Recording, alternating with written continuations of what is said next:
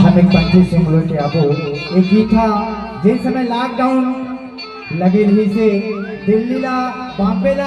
आगरा ला पुणे ला महाराष्ट्र ला हैदराबाद ला जब पैदल पैदल आदमी आत रही ना वही समय कोनो कहा है लॉकडाउन खुला हो गए मैं आऊँ तोर घर में और कोनो लॉकडाउन खुला हो गए मैं आऊँ तोर घर में कहा है और लोकेश भैया हमार अदानी बड़े भैया वो कोरोना काल के घटना ले देख के ऐसे गीत की रचना करी बाबा जी के भजन गाइस और वो गीत के बोल है कौन दिन के भक्ति करबे तय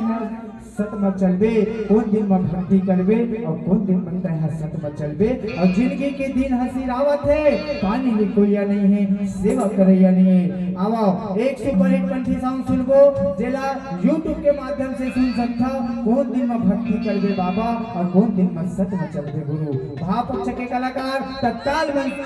मंचस भापक्ष के कलाकार तत्काल मंचस एक जोड़ी और आ जाओ